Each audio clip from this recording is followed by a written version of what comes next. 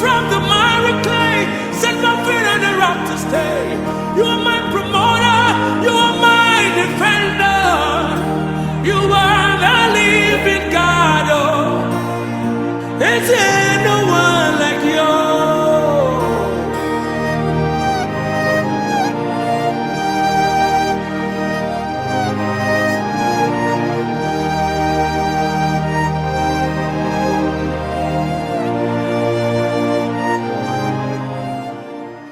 Bonsoir à tous les internautes de la chaîne MPG, le ministère Puits de guérison du frère et ami Berger Coutouan que je salue ce soir. Et je lui dis merci de me donner l'opportunité et l'occasion donc de vous entretenir sur un sujet qui, j'espère, vous apportera des éclairages, des éclaircissements sur la question de l'entrepreneuriat, surtout des chrétiens dans cette démarche de création de richesse. Alors, je suis Christophe Époux de l'Onction, coach formateur en entrepreneuriat et développement personnel. Je suis entrepreneur, je suis de formation animateur social, option management des organisations. Je suis aussi auteur et j'ai écrit un livre qui s'intitule « Si tu veux éviter d'échouer dans la vie », un livre que je conseille à tous ceux qui veulent se lancer dans la découverte de leur talent, de ce à quoi ils sont appelés dans la vie.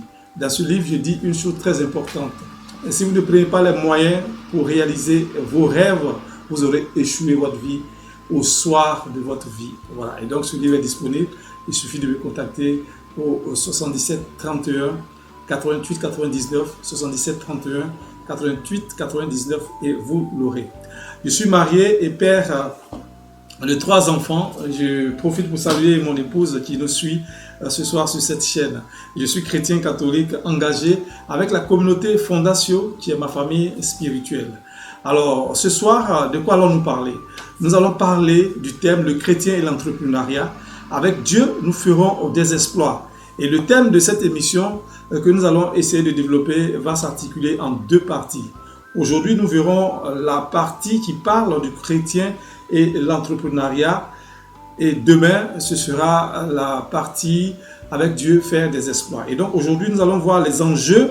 Nous allons voir comment être entrepreneur aujourd'hui et puis ouvrir le chemin de la création de richesse. Et donc, avant toute chose, demandons au Saint-Esprit de nous visiter et prendre le contrôle de toute chose, de prendre le contrôle de ce temps. Que ce que nous dirons ce soir soit inspiré de Dieu et touche la vie et le cœur de ceux qui sont à l'écoute ce soir et qui veulent se lancer dans le monde de la création de richesse. Que la Sainte Vierge Marie, notre Mère, intercède au combat de ce soir. Que sa prière permette à cette émission d'élever Dieu à la gloire de son Fils, lui qui vit et règne pour les siècles et des siècles. Alors, chers internautes, le chrétien et l'entrepreneuriat, c'est de ça que nous allons parler. Et le chrétien, avec Dieu, comment faire des exploits. Aujourd'hui, nous convenons, et vous serez d'accord avec moi, que nous faisons tous le constat qu'il n'y a pas de travail. Il n'y a pas de travail. Il n'y a pas de travail, malgré le retour de la croissance économique qu'on peut constater dans notre pays. On dira il n'y a pas de travail. Et le dit, ce n'est pas fait de la politique. Je ne suis pas en train de faire la politique, c'est juste un constat qu'il n'y a plus de travail. Regardez simplement le nombre de personnes qui postulent aux différents concours qui sont lancés dans notre pays. Vous conviendrez avec moi qu'il n'y a pas de travail. On constate qu'il n'y a pas de travail en regardant, comme je l'ai dit, ceux qui sont candidats aux différents concours dans notre pays. On a fait des études. On a eu des bacs plus 6, plus 8. Mais malheureusement, on va compétir pour des concours dont le niveau est réservé à ceux qui font le CEP et ceux qui ont le niveau B plus C. C'est même à se demander si ça sert encore d'avoir des diplômes. On se demande si ça sert encore d'avoir des diplômes, si avec ça, on ne peut pas avoir du travail. Et dans la préparation de cette émission, j'ai découvert un rapport 2018 de l'agence Fides, qui est l'organe d'information des œuvres pontificales missionnaires, et qui est un organe de presse du Vatican, qui a écrit qu'en Afrique, il est difficile de trouver du travail et que le phénomène du chômage sur ce continent concerne plus de 32 millions de jeunes. Et donc la situation va s'empirer à cause de la forte différence qui existe entre la croissance démographique et les possibilités d'emploi dans le contexte où la moitié de la population aujourd'hui en Afrique a moins de 14 ans. Ce rapport déclare qu'en Côte d'Ivoire, de façon particulière, quelque 25% de la population est privée d'emploi. Plus loin, l'Organisation internationale du travail qu'on appelle l'OIT déclare qu'il est quasiment impossible d'avoir des solutions aux problèmes du chômage en Afrique et dans le monde, qui compte aujourd'hui plus de 190 millions de sans-emploi d'âge au-dessus de 20 ans. Si vous avez bien compris ce que j'ai dit, la situation est grave. Parce qu'il y a une crise sur l'emploi dans notre pays. Si aujourd'hui il n'y a pas de travail, pour nous qui sommes en âge de travailler, quand sera-t-il pour nos enfants de demain? Et encore, quand sera-t-il pour nos petits-enfants après-demain? Comprenons donc qu'il y a véritablement une crise sur l'emploi. Je me suis intéressé à cette question lorsque j'écrivais mon livre que je vous ai présenté tout à l'heure, Si tu veux éviter d'échouer dans la vie, que je vous conseille.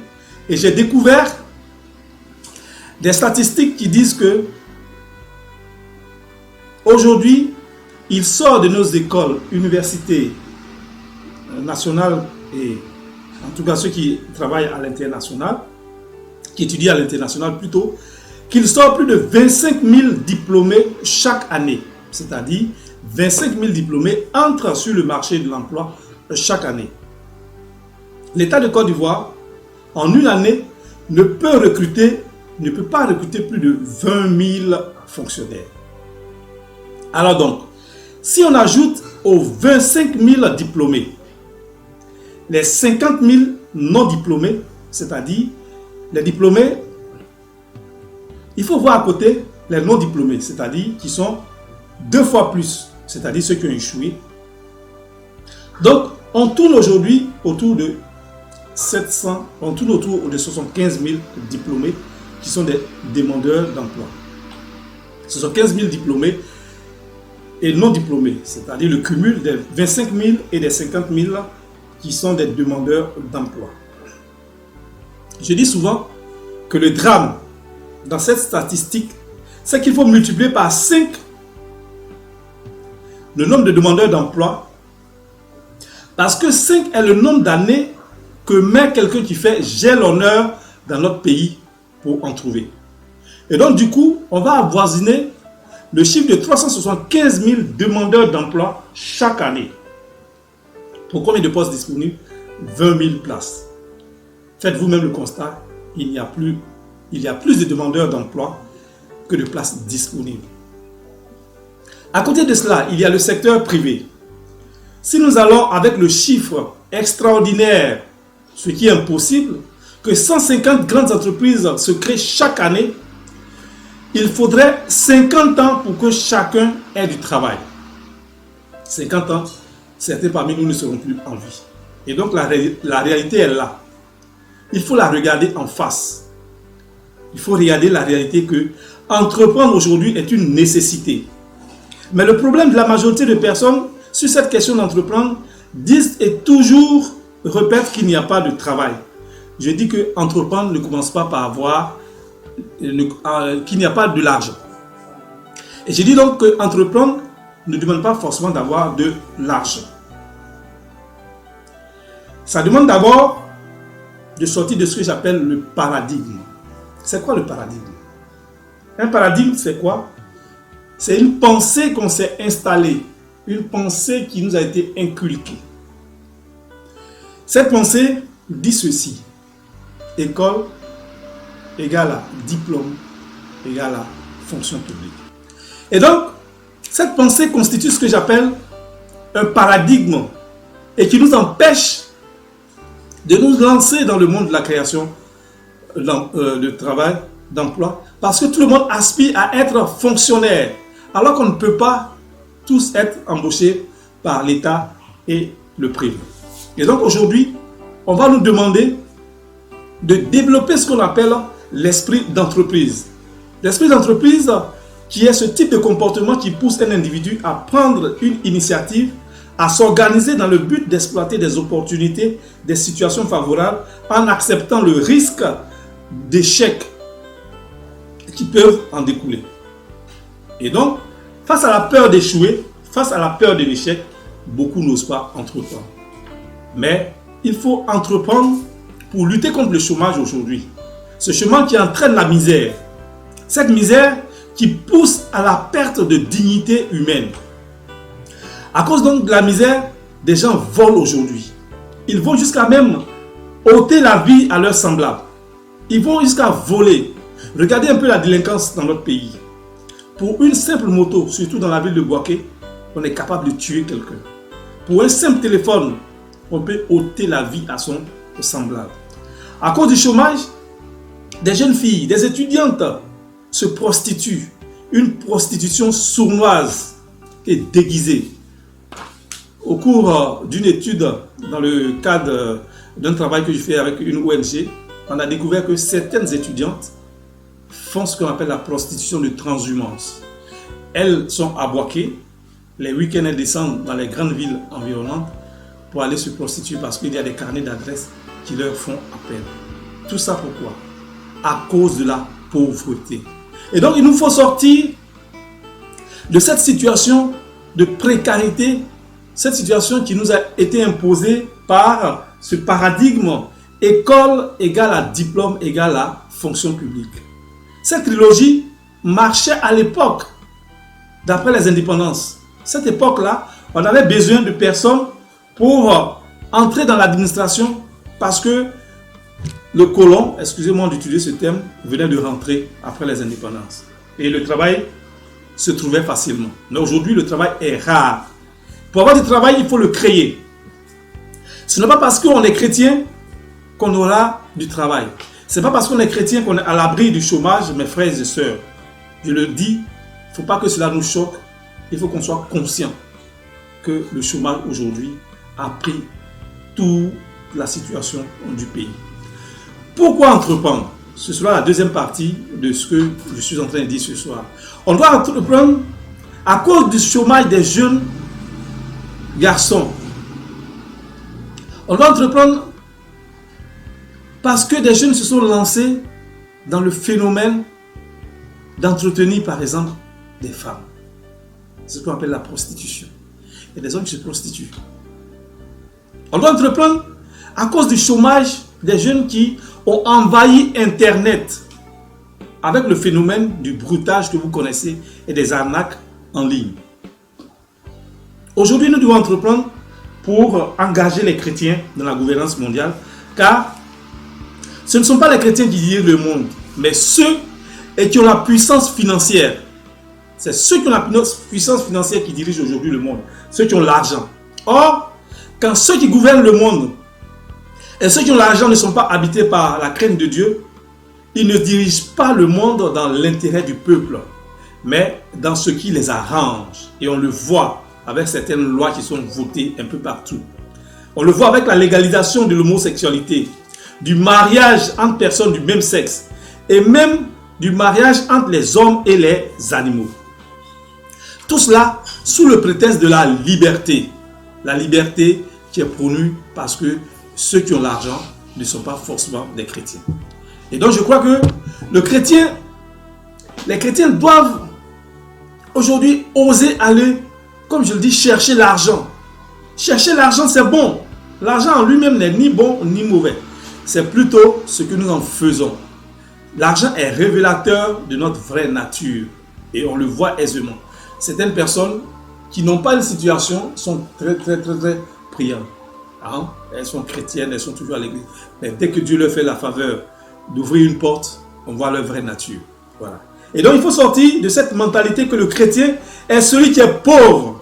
Non! On peut être riche et être un bon chrétien.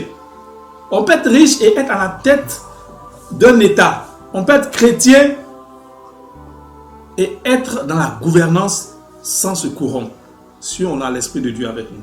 Et donc le chrétien doit refuser la pauvreté qui compromet son avenir. Le chrétien doit refuser cette pauvreté-là. Parce que son avenir lui est promis par le Seigneur qui dit en Jérémie 29, verset 11, que je connais les projets que j'ai formés pour vous, projets de paix et non de malheur, afin de vous donner un avenir et une espérance. Il faut lire Jérémie 29, verset 11. L'avenir, c'est quoi? L'avenir, c'est la joie de vivre aujourd'hui et de goûter au bonheur de la création sur terre. L'avenir, c'est de vivre aujourd'hui. L'espérance, c'est la joie de la vie dans l'au-delà avec le Christ. L'avenir est donc la réalisation des besoins de l'homme. Et pour ce bonheur, Dieu dit ceci, qu'avec lui nous ferons des exploits. Mais malheureusement, on veut vivre l'espérance de notre vivant. On veut vivre l'espérance de notre vivant.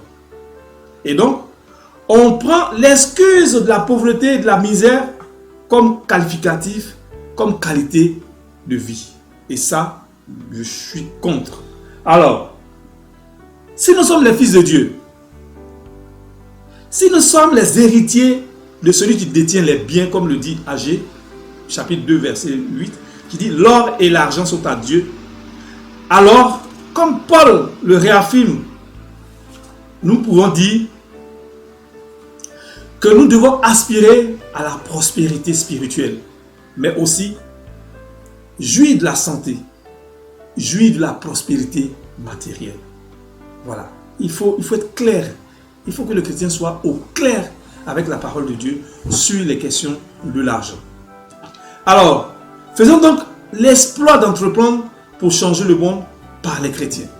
Faisons aujourd'hui l'exploit d'entreprendre pour avoir des buts, entreprendre pour réaliser des rêves, entreprendre pour que le monde sache que les chrétiens ont de l'expertise à gouverner.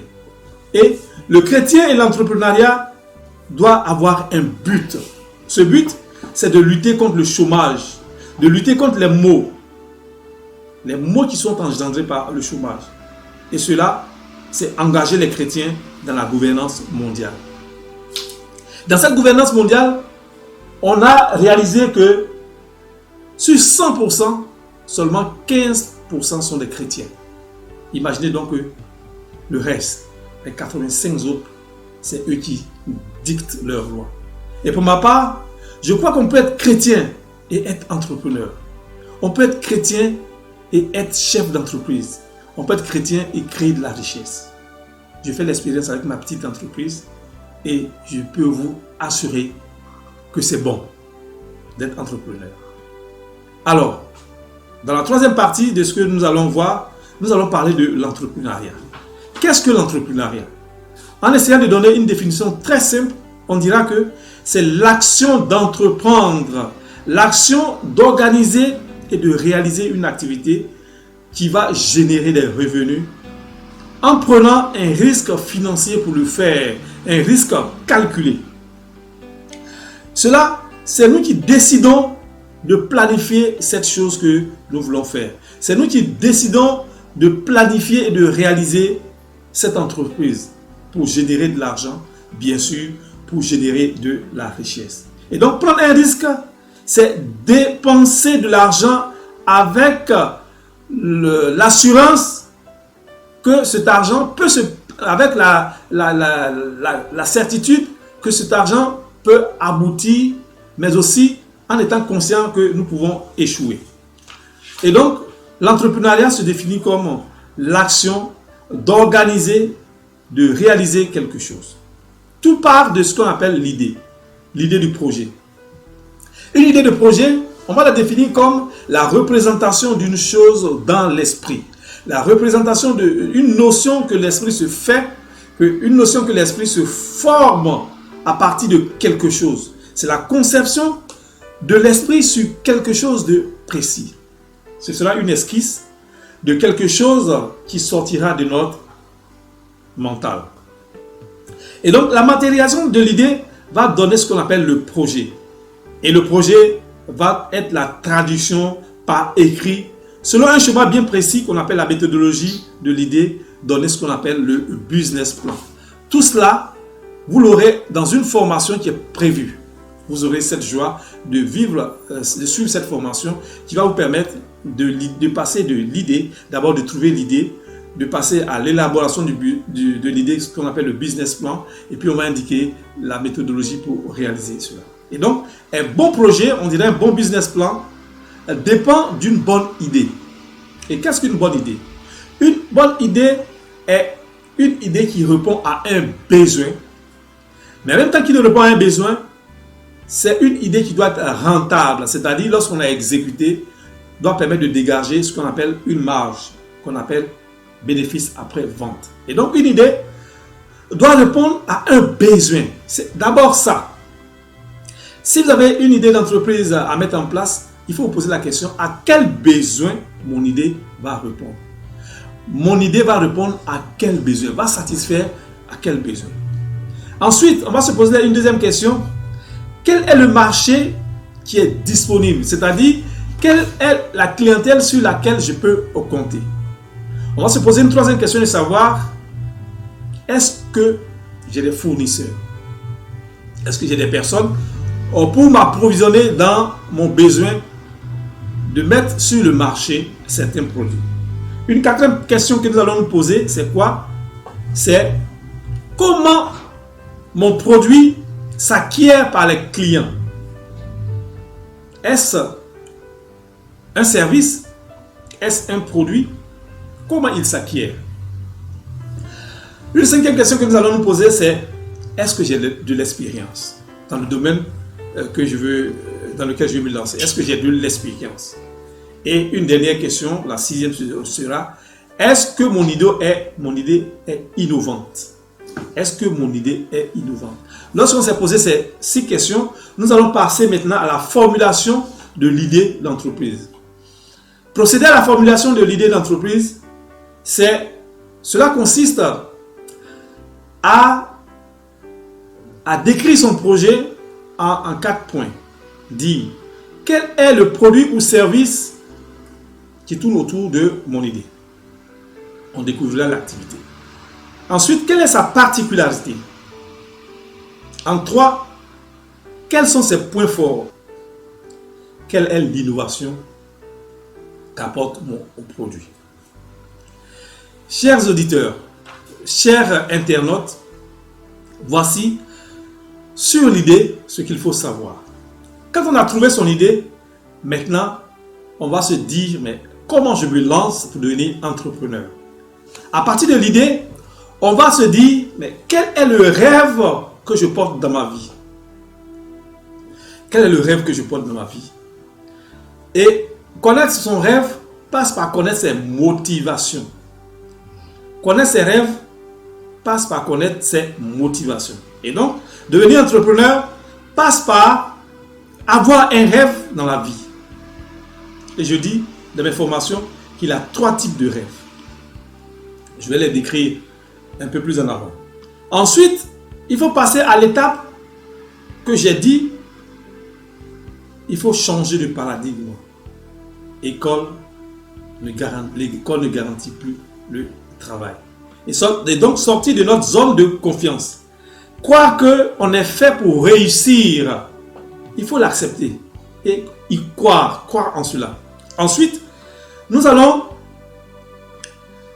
être quelqu'un qui est habité de ce que j'appelle le FPA. Le FPA, c'est quoi? Ce n'est pas un sigle politique, c'est la foi, la persévérance et l'action. Foi, persévérance et action doivent habiter un entrepreneur. Si vous n'avez pas la foi, vous ne pourrez pas aller au bout de ce que vous portez. Si vous n'êtes pas persévérant, vous allez abandonner à la première difficulté. Lorsque les échecs vont s'annoncer, vous allez abandonner. Si vous ne passez pas à l'action, votre idée ne pourra jamais voir le jour. Et donc, il faut être habité d'un FPA. Et ensuite, en point 4, il faut accepter de se former pour développer des compétences. On voit aujourd'hui trop de gens qui se lancent dans un domaine, dans une activité sans formation préalable. Ils ne prennent même pas le temps de s'informer pour savoir le domaine, quelles sont ses exigences, quels sont ses débouchés, quels sont les concurrents, comment se positionner dans ce domaine. Il faut passer à une étape où on développe des compétences par la formation. Et puis, il faut oser prendre le risque d'essayer. Je dis prendre le risque d'essayer parce que si vous n'essayez pas, vous ne saurez jamais si c'est une bonne idée ou pas. Et il faut accepter de commencer petit. Il faut accepter de commencer sans que ce soit forcément parfait. Il faut surpasser la peur d'échouer. Et puis, en dernier point, il faut avoir un coach, il faut avoir un mentor, il faut avoir un modèle qui vous inspire. Et avec ce coach, vous allez adapter votre stratégie. Vous allez définir les objectifs à atteindre. Vous allez réajuster chaque fois votre processus. Quand on arrive à là, il faut maintenant s'asseoir pour dire c'est vrai, j'ai une idée, j'ai envie d'entreprendre, j'ai certes et j'ai peut-être les moyens. Alors, quelle est ma personnalité dans ce que je veux faire?